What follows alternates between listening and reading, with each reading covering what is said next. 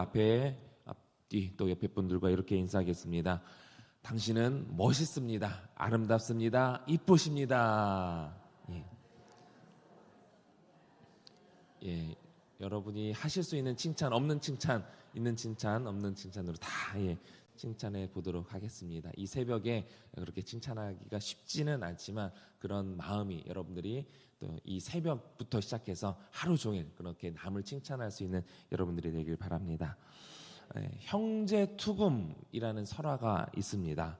형제가 금을 던졌다, 던질 투에서 이런 설화인데 고려 공민왕 때 일이라고 합니다.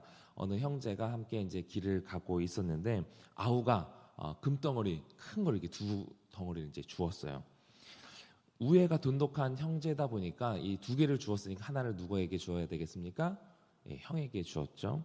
형에게 주었는데 그렇게 함께 가다가 또 이제 배를 타고 강을 건널 일이 있었어요. 그래서 배를 타고 이렇게 형제 함께 가고 있는데 갑자기 아우가 본인이 하나 갖고 있던 그 금을 강에 이렇게 딱 던지는 거예요. 그래서 형이 놀라겠죠. 갑자기 너 왜 금을 던졌느냐라고 물어보니까 아우가 대답하기를 내가 그동안 형을 아주 매우 사랑했는데 지금 금덩어리 두 개를 주순 이 금덩어리를 나누다 보니까 갑자기 형을 미워하는 마음이 생겼습니다. 따라서 이 금덩어리는 상서롭지 못한 물건이라 생각이 되어서 강물에 던져버리는 것이 낫다 생각이 돼서 이 금을 던졌습니다 라고 형에게 얘기를 하는 거예요.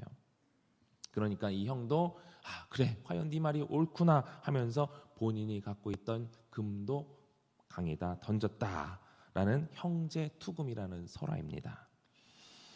반대의 이야기도 있습니다. 이 사이좋은 삼형제가 있었는데 가난에서 벗어날 수 없는 것을 한탄하면서 막내가 이렇게 얘기를 하는 거예요. 형님들 깊은 산에 가면은 들어가서 산삼을 캐면은 부자가 될 수 있다고 합니다.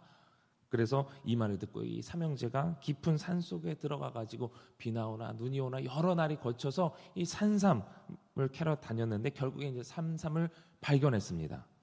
그래서 이 삼형제는 우리가 이제 부자가 될 거다라고 하면서 기대하는 마음으로 내려오는데 첫째가 갑자기 자기 몫을 더 챙기고 싶은 거예요. 그래서 욕심이 생기는 바람에 둘째와 계획을 짜서 막내를 비탈길에서 밀어서 아래로 떨어뜨렸다고 합니다. 그래서 이제 이들이 3분의 1이 내 몫이었는데 이제는 2분의 1이 내 몫이 되겠구나. 그런데 거기에서 멈추지 않고 첫째가 둘째에게 이렇게 얘기를 합니다. 우리가 이제 이 산삼을 캐서 부자가 되겠으니 잔치를 해야 되겠다. 마을로 가서 술을 사오거라. 그리고는 술을 사러 둘째를 이제 보내고 둘째가 술을 사갖고 돌아오는 그 길에 몰래 숨어 있다가 화살로 이 둘째를 쏴 죽였다고 합니다. 첫째는 산삼 판 돈을 모두 다 본인이 차지할 수 있다는 기쁨에 둘째가 이제 술을 사갖고 오지 않았겠습니까? 그 사갖고 온 술을 이제 나 혼자 다 차지할 수 있겠다 하면서 술을 벌컥벌컥 다 마셨는데 어떻게 됐을까요? 둘째 역시 같은 생각을 가지고 이 술에다 독을 탄 겁니다. 그래서 그 술을 마신 형 역시 첫째 역시 죽게 되고 산삼은 고이 쌓아둔 보자기 안에서 그대로 썩어버렸다라는 이야기입니다. 첫 번째 이야기는 형제가 욕심을 버리고 사이좋게 지내게 되었다라는 것이고 두 번째 이야기는 형제가 욕심을 내다가 다 죽게 되었다라는 이야기죠. 이 두 이야기 중에서 여러분들은 어떤 이야기가 여러분들의 삶이 되기를 원하십니까? 첫 번째인가요? 저는 첫 번째 이야기에서 형제가 둘 다 금덩어리를 강물에 던지지 않고 사이좋게 이 금덩어리를 팔아서 금덩어리로 부자가 되었다는 얘기가 더 좋습니다. 그러나 디모데전서 6장 10절 11절에서는 이렇게 말씀하고 있습니다. 함께 읽어보겠습니다. 돈을 사랑함이 일만하게 뿌리가 되나니 이것을 탐내는 자들은 미혹을 받아 믿음에서 떠나 많은 근심으로 자기를 찔렀도다. 오직 너 하나님의 사람아 이것들을 피하고 의와 경건과 믿음과 사랑과 인내와 온유를 따르며 믿음의 선한 싸움을 싸우라. 영생을 취하라. 이를 위하여 내가 부르심을 받았고 많은 증인 앞에서 선한 증언을 하였도다. 12절 말씀까지인데 돈이 문제라는 것이죠. 돈을 사랑하면 일만하게 뿌리가 되나니 모든 것이 문제의 근원이 된다는 것입니다. 화목하게 지내다가도 돈의 문제가 생기며 형제고 뭐고 갈등이 생기기 때문에 형제 투금 설화처럼 과감하게 그 문제가 되는 것을 그냥 과감히 버리는 것이 정답이라는 것이죠. 그리고 더 나아가 돈을 피하고 믿음의 선한 싸움을 싸우는 것, 영생을 위해서 우리가 목숨을 걸고 그것을 위해서 영생을 취하고자 우리의 그리스도인의 목적이 되어야 된다는 것이 이 성경의 말씀입니다. 마지막 때, 그렇게 해야 마지막 때에 하나님의 책망이 없다고 디모데전서에서 바울은 얘기하는 것이죠. 이스라엘 종상들은 가나안 땅에 정착하기 전에 원래 여기저기 텐트에서 거주하던 유목민이었습니다. 그리고 당시에 이스라엘에서 유산 분배의 개념은 뚜렷하지 않았기 때문에 종종 아버지가 죽게 되면은 형제들이 함께 죽고 나서도 함께 사는 것이 일반적이었기 때문에 유산 상속에 있어서 크게 문제가 없었다고 해요. 그러나 가나안 땅에 정착하게 되면서 이 공간은 제한적이죠. 또 소유해야 할 것들 역시 한정적이기 때문에 형제들이 그것을 나눠야만 해요. 그러니까 화목하기가 쉽지 않지요. 우리나라도 과거에는 장자에게 유산의 대부분을 물려주기도 했었지만 오늘날에는 이 법적인 상속 비율이 있고 또 각자의 여러 상황에 따라 나눠지기 때문에 자기가 원하는 조건에 맞지 않으면 계속해서 서로 형제간이라 할지라도 싸우는 경우를 또 법적인 소송을 한다는 얘기를 우리는 심심치 않게 듣습니다. 알아보니까 이 유산 상속에 있어서 여러 변수들이 많더라고요. 이렇게 복잡하니까 법정까지 가는 것 아니겠습니까? 그렇게 가다 보면 결국엔 남들보다 형제간인데 남들보다 못한 관계가 되는 것입니다. 한 핏줄을 가진 이 가족이 순식간에 망가지는 것이 순식간인데 돈의 관점에서 그 돈에 대한 권리를 주장하고 자기가 각자가 원하는 분량이 있는데 그것은 어떻게 해도 충족이 되기가 쉽지 않다라는 것입니다. 이것은 어느 공동체나 마찬가지고 또 교회 안에서도 마찬가지입니다. 돈뿐만 아니라 자기가 각자가 요구하는 바가 있기 때문에 그 기준을 다 맞추기가 쉽지 않다는 거예요. 그래서 자기가 원하는 것만 계속해서 주장하다 보면 자기 것은 내려놓지 못하고 본인의 주장을 계속해서 하다 보면 갈등이 생길 수밖에 없는 것이죠. 그렇기 때문에 오늘 본문 시편 133편의 이 저자는 자기 백성이 이 신앙 공동체 안에서 인격적으로 소통하고 또 연합을 이루면서 살기를 간절히 소망하고 있는 것입니다. 우리 오늘 본문 말씀 1절 같이 읽어보겠습니다. 시작. 보라, 형제가 연합하여 동거함이 어찌 그리 선하고 아름다웠고 욕심으로 어긋난 관계를 회복함으로 얻는 평화가 얼마나 소중한지 이 저자는 잘 알고 있는 것입니다. 그러면서 2절 말씀을 이렇게 하는데요. 다시 읽어보겠습니다. 2절 말씀 시작. 머리에 있는 보배로운 기름이 수염 곧 아론의 수염이 흘러서 그의 내림 같고 이 본문을 생각하면요, 이 대제사장 임명식을 이들은 이제 떠올릴 수 있게 됩니다. 대제사장 아론의 임명식을 통해서 이 보배로운 기름이 머리부터 발끝까지 이렇게 쭉 수염까지 쭉 흘러내리는 것을 이들은 이제 상상하게 되는데 그 의식을 통해서 한 공동체 전체가 이스라엘 공동체 전체가 거룩하게 되는 거예요. 오늘날 교회는 대제사장 대신 예수 그리스도를 머리로 하는 교회 공동체입니다. 우리 공동체가 그렇습니다. 그렇기 때문에 우리는 성령의 하나 되게 하심을 통해서 사랑과 우애가 나누어져야만 하는 것이죠. 서로의 의견이 다른 공동체가 하나가 될 수 있는 유일한 방법은 무엇입니까? 우리 안에 평화의 왕이신 예수 그리스도 그분이 오셔야만 하나가 될 수 있는 거예요. 성령님이 우리 안에 계셔야만 진정한 평화, 진정한 여호와의 샬롬의 축복을 누리게 될 수 있는 줄 믿습니다. 어떤 문제가 또 어떤 갈등이 생겼을 때 우리는 이렇게 생각하기 마련입니다. 이 사람과 나와의 갈등이 생겼을 때 보통 갈등이 왜 생겨요? 내가 문제 있으니까 이 사람과 내가 문제가 있다고 생각해서 이 사람과 갈등이 있습니까? 아니죠. 이 사람에게 문제가 있다라고 생각하기 때문에 갈등이 생기는 거예요. 저 사람의 믿음이 부족해. 저 사람의 사랑이 부족해. 더 깨져야 돼. 더 기도해야 돼. 믿음의 사람이라 할지라도 우리는 신앙적인 차원에서 저 사람의 신앙을 낮게 보는 거죠. 그러니까 문제가 있는 거야. 이 사람과 내가 갈등이 생기는 거야. 그러나 그리스도인은 이렇게 기도해야 될 줄 믿습니다. 주님, 내 안에 성령으로 충만하게 해주십시오. 주님, 내가 더 낮아지겠습니다. 더 겸손해지겠습니다. 이러면서 우리 공동체가 성령으로, 나뿐만 아니라 우리 공동체가 성령으로 충만하게 해달라고, 그렇게 해서 예수 안에서 하나가 되게 해달라고 기도해야 되는 것입니다. 오늘 본문 말씀 우리 3절 이어서 같이 읽어보겠습니다. 3절 시작. 헐몬에 있으리 시온의 산들의 내림 같도다. 거기서 여호와께서 복을 명령하셨나니 곧 영생이로다. 아멘.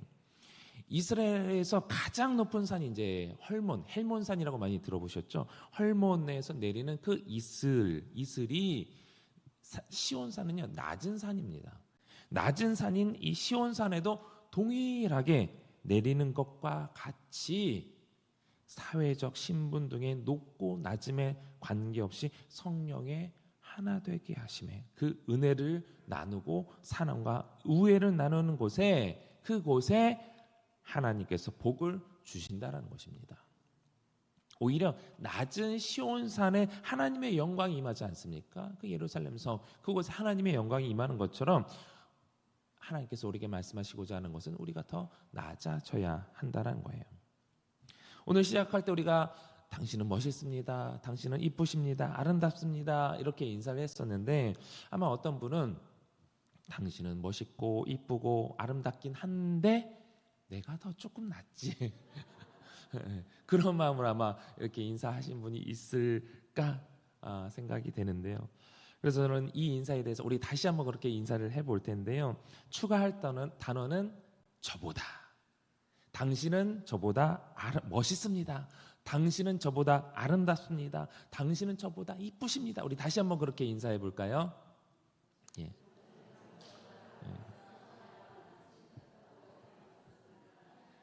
예. 진심을 담아서 나보다 당신 훨씬 나아요, 나보다 훨씬 이뻐요, 나보다 훨씬 멋있습니다, 재능이 있습니다. 우리가 이런 마음으로 인사를 할 수 있어야 진정한 그리스도인인 줄 믿습니다. 남을 칭찬하는 것 돈 드는 것 아니잖아요. 마음껏 해야 되는데 상대방이 정말 나보다 낫다라는 것을 정말 인정할 수 있을 때 우리는 진정한 칭찬을 할 수가 있습니다. 사실 우리 인간의 습성이요, 남 잘 되는 걸 보지 못합니다. 그럼 믿음이 있어도 마찬가지예요. 정말 예수 그리스도 안에서 깨어지고 더 낮아지고 해야 겸손해져야 이것이 가능한데, 빌립보서 2장 3절입니다. 우리 한번 읽어보겠습니다. 시작. 아무 일에든지 다툼이나 허용으로 하지 말고 오직 겸손한 마음으로 각각 자기보다 남을 낮게 여기고, 자기보다 남을 더 높게 여긴다라는 것이죠. 나를 낮추고 상대방을 존귀하게 여겨야 우리 안에 진정한 연합이 이루어지는 것이에요. 다툼이나 허용이 없어지는 거예요. 또 나를 낮추게 될 때 어떻게 됩니까? 빌립보서 2장 4절입니다. 시작. 각각 자기 일을 돌봄 뿐더러 또한 각각 다른 사람들의 일을 돌보아 나의 기쁨을 충만하게 하라. 자기 일을 하는 것은 당연하고요, 다른 사람들의 일도 보라고 이제 권면을 하는 것입니다. 그렇게 하는 모습이 바울에게 있어서 바울이 볼 때 기쁨이 되는 것이죠. 바울에게 기쁨이 되면 누구에게 기쁨이 되겠습니까? 당연히 하나님 보시기에도 그 공동체가 아름답게 성장하고 또 서로 친교가 이루어다 보니까 당연히 하나님의 기쁨이 되는 것이죠. 우리가 참 코로나19 이후로 모이는 것이 쉽지 않아졌고 예배가 어려워졌고 여러 가지 행사들도 이제서야 이제 복구가 되고 있는데, 그럼에도 불구하고 그 시기에는, 그 코로나 시기에 교회에서는 계속해서 막 모이려고 했잖아요. 왜 모이려고 했습니까? 모이는 것이 왜 중요하냐면 다른 사람과의 관계 속에서야만 우리가 겸손을 배울 수 있기 때문입니다. 혼자서는 겸손할 필요가 없어요. 나 혼자만 그냥 잘 먹고 잘 살면 되기 때문에. 겸손을 통해서 우리가 하나님의 마음을 알 수 있고 진정한 연합을 배울 수가 있는데 우리가 모이지 않으면 그것은 할 수가 없거든요. 나만 생각하고 나 혼자 예배 잘 드리면 된다라는 생각은 하나님께 하나님 내가 예배 드려줬잖아요. 이젠 내 할 일 하겠습니다. 이제는 내 일에 간섭하지 마세요라는 생각과 같습니다. 내가 예배 드렸잖아요. 나 혼자 예배 드렸잖아요. 이 생각은 하나님께 예배 드려줬잖아요. 이런 생각이라는 거예요. 그것을 잘 포장한 것과 마찬가지예요. 하나님의 교회를 생각하면서 우리가 공동체에 대한 생각이 없다라고 한다면 그것은 하나님이 세우신 교회 공동체에 대해서 잘못 알고 있는 것입니다. 물론 교회에 나오고 싶어도 여러 가지 개인적인 사정으로 나오지 못하는 분들이 있는 것을 압니다. 그것이 아니라고 한다면 공동체에서 우리가 나와서 함께 꼭 서로 친교를 하면서 서로 사랑하고 섬기고 그 속에서 나를 바라보고 상대를 바라보면서 하나님을 발견할 수 있게 되는 겁니다. 혹시나 주변에 아직도 방황하면서 혼자 계신 분들이 있다면 여러분들이 교회 공동체로 인도하셔야만 합니다. 또 나오기를 거부하시는 분이 있을 수 있는데 335 모여서 찾아가서 그분과 진정한 예수 그리스도 안에서의 교제를 해야 그분이 진정으로 믿음 안에서 하나님을 만날 수 있는 것입니다. 그렇게 할 수 있도록 셀 식구 또 전도회 또 기관의 성도들과 지속적으로 연락을 하시면서 안부도 물어보시고 또 기도 제목도 물어보시고 하셔서 이 관계의 끈을 놓지 않는 여러분들이 되시길 바랍니다. 하나님께서 기뻐하시는 것은요, 교회가 함께 모여서 예배를 드리고 또 그 가운데 자신의 죄를 고백하고 회개함으로써 죄 용서의 은혜를 맛보고 함께 기뻐하고 함께 서로 격려하는 것을 하나님께서 기뻐하십니다. 우리 마지막으로 3절을 다시 한번 읽어보겠습니다. 3절 시작. 헐몬에 이스리 시온의 산들에 내림 같도다. 거기서 여호와께서 복을 명령하셨느니 곧 영생이로다. 아멘. 그렇게 그 곳에서 여호와께서 복을 명령하셨다는 것입니다. 하나가 되어서 연합한 성도들에게 함께 모여 예배드리는 그 공동체 그 가운데 하나님께서 복을 명령하셨습니다. 영생의 복이죠. 영생의 복. 하나님과 연합하여 누리게 되는 이 영생의 복은 이 땅에서 성도의 연합이 있는 곳에서 먼저 맛보게 되는 줄 믿으시기 바랍니다. 그 영생의 복을 누릴 수 있는 우리 서울제일교회가 되기를 바라면서 또 그러기 위해서 여기 계신 여러분들이 서로 화해의 손을 내밀고 나 자신은 낮추고 상대방은 더 존귀하게 여길 수 있기를 바라면서 그렇게 연합하여서 우리가 하나님 보시기에 아름다운 우리 모두가 될 수 있기를 주님의 이름으로 축원합니다. 우리 같이 기도할 때에 우리의 모든 예배 생활을 통해서 하나됨 또 연합의 축복을 누리게 하시고 나 자신보다 남을 더 위하는 마음이 생기게 하셔서 하나님께서 기뻐하시는 공동체가 되게 해달라고 또 영생의 복이 충만한 우리 공동체가 되게 해달라고 기도하시고 또 수능이 30일 남았는데요. 우리 대입을 준비하는 모든 학생들에게 지혜를 주시고 비전을 주셔서 하나님이 기뻐하시는 삶을 살게 해달라고 또 계속해서 추수감사절 전도축제가 진행되고 있는데 영적인 추수에 또 힘쓰는 우리 모두가 되게 해달라고 우리 각자의 기도 제목을 놓고 우리 주님 3번 간절히 부르고 통성으로 기도하겠습니다. 주여 주여